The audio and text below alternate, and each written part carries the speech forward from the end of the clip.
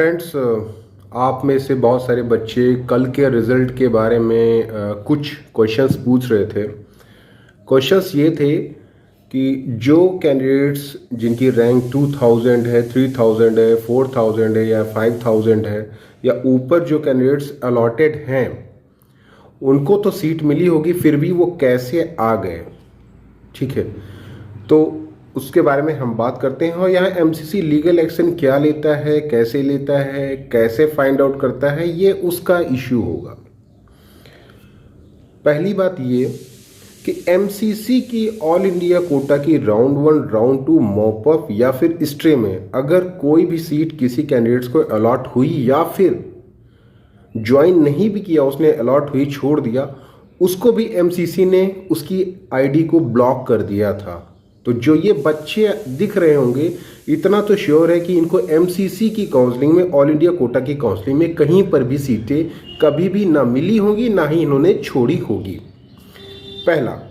दूसरा, ये बच्चे आए हुए हैं स्टेट कोटा से, मोस्ट प्रॉब्ली राजस्थान या फिर किसी और स्टेट से आए होंगे, दिल्ली कोटा से आए होंगे, या कहीं ना कहीं से ये बच्चे आए हुए हैं जहाँ पर कि इनको ये एश्योरेंस मिला होगा कि चलो हम चॉइस फिलिंग कर देते हैं, अगर हमको सीट अलॉट हो गई तो हम ये वाली सीट छोड़ देंगे, स्टेट कोटा वाली।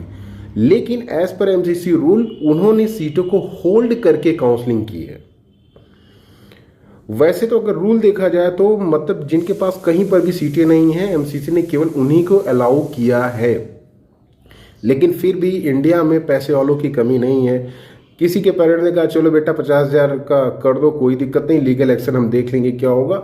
यहाँ पे हम सीटें आपकी जो स्टेट राजस्थान या फिर किसी स्टेट में है, इसको हम बॉन्ड के 5 लाख 10 लाख रुपए बॉन्ड भर के छोड़ देंगे, या जैसा भी जो रूल होगा। तो कहने का सीधा सीधा मतलब ये है कि ये बच्चे कहीं ना कहीं इनको स्टेट कोटा में सीटें मिली होंगी।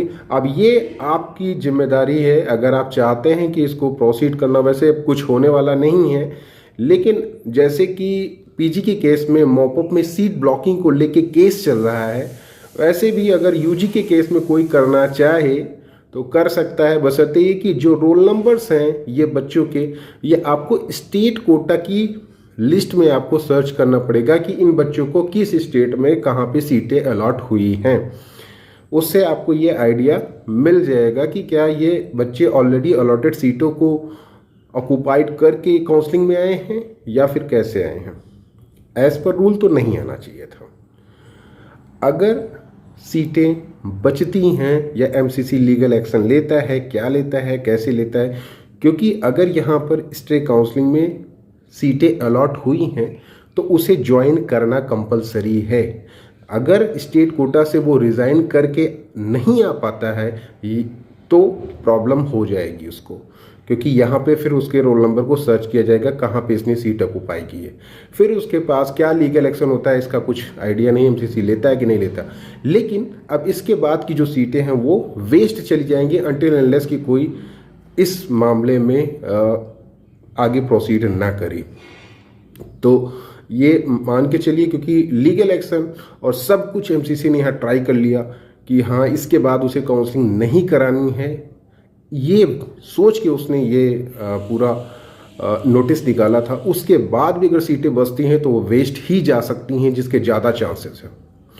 लेकिन ये जो स्टेट कोटा के बच्चे हैं जो ऑलरेडी कहीं ना कहीं सीटें अलॉट हुई होंगी, वहाँ पर इनको रिज़ाइन करने दिया जा रहा होगा, या फिर बॉन्ड ब्रेक करके आ रहे होंगे, या फिर इन्होंने सोचा कि चलो अगर अलॉट हो जाता है हमको तब हम यहाँ पे बॉन्ड ब्रेक करके छोड़ के वहाँ पे जाके सीटों को ले लेंगे। अब ये एमसीसी को फाइंड आउट करना है, करना चाहता है नहीं करना चाहता कि ये बच्चा आया कहाँ से 2000 रैंक वाला, क्या इसने कहीं छोड़ा है। इतना उनके पास अगर समय होगा तो वो सोचेंगे, वरना फिर वो सबको ज्वाइन करा देंगे। कहाँ से आया कैसे आया कोई मतलब नहीं है। That's all.